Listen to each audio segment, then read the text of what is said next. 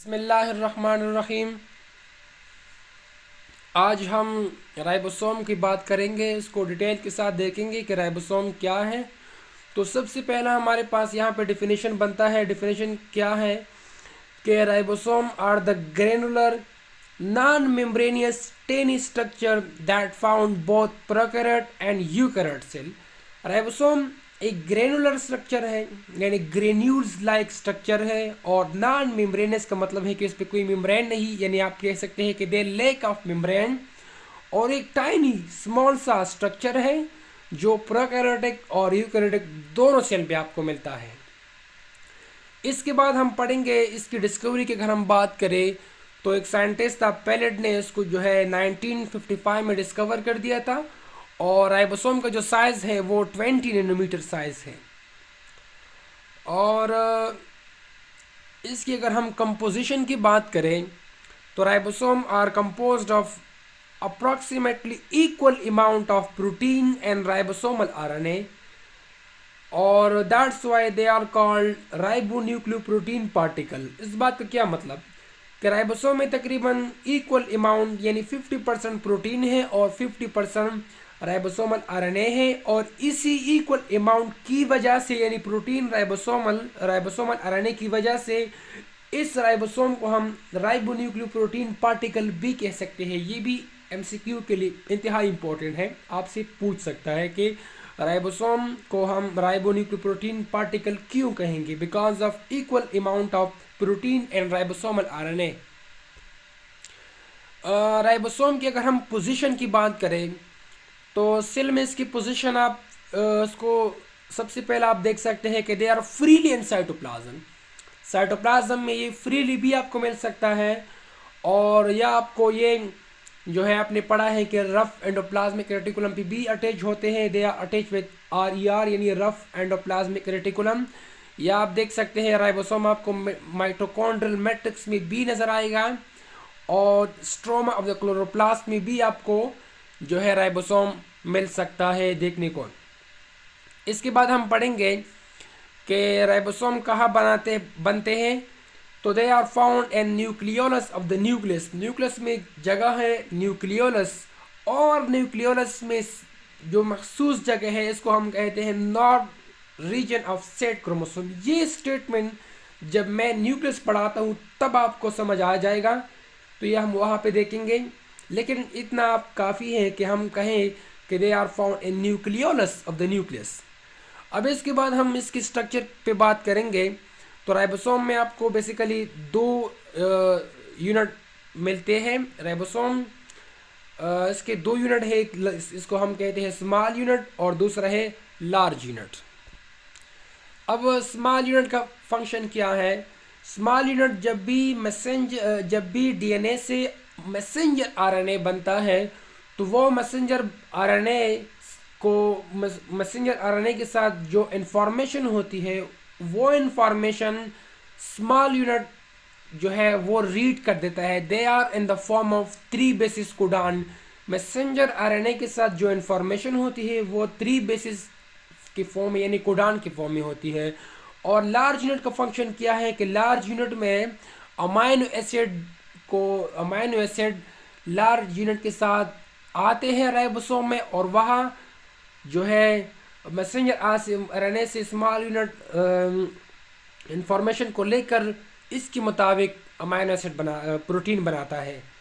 लेकिन याद रखिए कि जब भी दोनों लार्ज यूनिट और स्मॉल यूनिट आपस में कंबाइन होते हैं तो उनकी कंबाइन की वजह से यहाँ पे एक आयन इन्वॉल्व होता है जिसको हम कहते हैं मैग्नीशियम आयन। ये इंतहाई इंपॉर्टेंट है कि राइबोसोम आपस में स्मॉल और लार्ज यूनिट जब भी आपस में कंबाइन होते हैं तो वो कौन सी आयन के जरिए होते हैं, तो वो मैग्नीशियम आयन। इंतहाई इंपॉर्टेंट है एमसीक्यू के लिए, ये आपसे ज़रूर पूछता है। अब लार्ज साइज में आप देख सकते हैं कि इसमें 3 साइड है, ए साइड, पी साइड और ई साइड। ये 2 साइड होते हैं जिसके ज़रिए राइबोसोम अमाइनो एसिड राइबोसोम में अंदर दाखिल होते हैं। सबसे पहला ए साइड यानी पेप्टाइडल साइड, इसके ज़रिए राइबोसोम आते हैं, और पी साइड के ज़रिए बॉन्ड बनाते हैं। राइबोसोम पेप्टाइडल बॉन्ड बनाते हैं। आप जानते हैं प्रोटीन के दरमियान जो बॉन्ड बनता है इसको हम कहते हैं पेप्टाइडल बॉन्ड। और ई साइड के ज़रिए जब प्रोटीन तैयार हो जाता है तो वो प्रोटीन इनसे बाहर जाता है। तो इसको भी हम एक और लेक्चर के साथ भी देख सकते हैं कि प्रोटीन किस तरह बनता है। अब अगर इसकी प्रेसेंस की बात करें तो ये आपको प्रोकैरियोटिक राइबोसोम प्रोकैरियोटिक सेल में भी मिलता है और यूकैरियोटिक सेल में भी आपको मिलता है। और सबसे पहले हम देखेंगे कि प्रोकैरियोटिक राइबोसोम किस तरह इसकी स्ट्रक्चर है। तो prokaryotic that the ribosome that found in prokaryotic cell are called prokaryotic ribosome। वो राइबोसोम जो आपको प्रोकैरियोटिक सेल में मिलता है तो उसको हम कहेंगे प्रोकैरियोटिक राइबोसोम। और जो प्रोकैरियोटिक राइबोसोम है उसका साइज है 70s। ये 70s क्या है, ये एक जो है आप स्वेटबर्ग का एक यूनिट है जो उनके लिए उन्होंने दिया है। और ये जो एस है हमने लिखा है, ये एस एक स्वेटबर्ग साइंटिस्ट था, उसने राइबोसोम की सेडिमेंटेशन रेट को जो है डिटरमाइन कर दिया है बाय पासिंग सेंट्रीफ्यूगेशन मशीन। एक मशीन होता है सेंट्रीफ्यूगेशन, उनके ज़रिए जब उन्होंने राइबोसोम को लिया और उसने मशीन में डाल दिया, जब उन्होंने इस मशीन को सेंट्रीफ्यूगेट किया तो सेंट्रीफ्यूगेट के दौरान उसने ऑब्जर्व कर दिया कि कौन सा राइबोसोम यानी राइबोसोम का कौन सा पार्ट कितना स्पीड के साथ जो है वो सेटल डाउन होता है। तो उसने वो रेट एक्सपेरिमेंटली मालूम किया कि जो राइबोसोम प्रोकैरियोटिक राइबोसोम का स्मॉल सब यूनिट है वो 30s है। और 30s में उन्होंने राइबोसोमल आरएनए का जो साइज था उन्होंने वो भी डिटरमाइन कर दिया, वो 16s था। और जब लार्ज यूनिट उन्होंने डिस्कस जो है मालूम किया वो 50s आ गया। और 50s में जो राइबोसोमल आरएनए का उन्होंने जो सेंट्रीफ्यूगेशन रेट मालूम किया वो 23s और 5s था। अब इसके बाद एक और टर्म है पोलिसोम।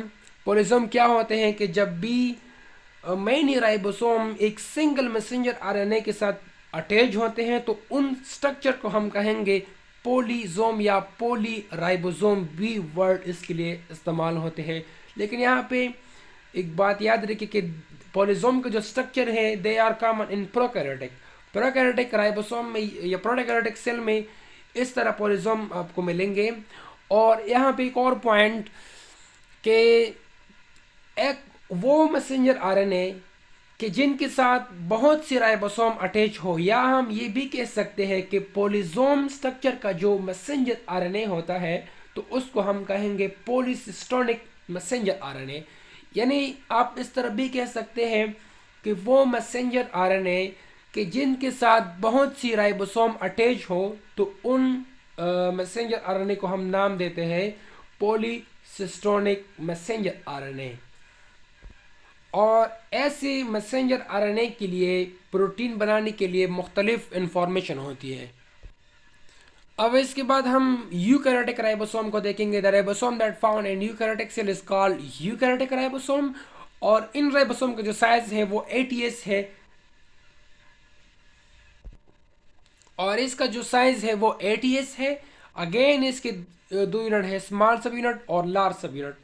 इसका जो स्मॉल सब यूनिट है वो 40s है और जो लार्ज सब यूनिट है वो 60s है। इसी स्मॉल सब यूनिट का जो राइबोसोमल आरएनए का साइज है वो 18s है और लार्ज सब यूनिट का में जो राइबोसोमल आरएनए का साइज उन्होंने मालूम कर दिया एक्सपेरिमेंटली तो वो 28s 5s और 5.5s उन्होंने एक्सपेरिमेंटली ये मालूम कर दिया।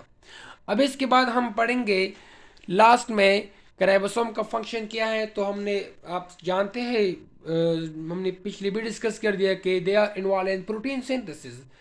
राइबोसोम का फंक्शन है प्रोटीन बनाना और जिस प्रोसेस के ज़रिए बनाता है वो है ट्रांसलेशन। लेकिन हम इसके बाद एक और लेक्चर के साथ देखेंगे कि राइबोसोम प्रोटीन किस तरह बनाता है। अगर हम फर्स्ट ईयर की बात करें तो फर्स्ट ईयर में ट्रांसलेशन आपको नहीं मिलेगा, ये आप सेकेंड ईयर में पढ़ेंगे। लेकिन हम ये इमडिकेट का सीरीज़ जो है अपलोड कर रहे हैं तो हम कोशिश करेंगे कि हम नेक्स्ट लेक्चर में ट्रांसलेशन के बारे में भी एक वीडियो बनाएं ताकि आपको समझ आ जाए कि प्रोटीन किस तरह प्रोटीन बनाता है, राइबोसोम किस तरह प्रोटीन बनाता है।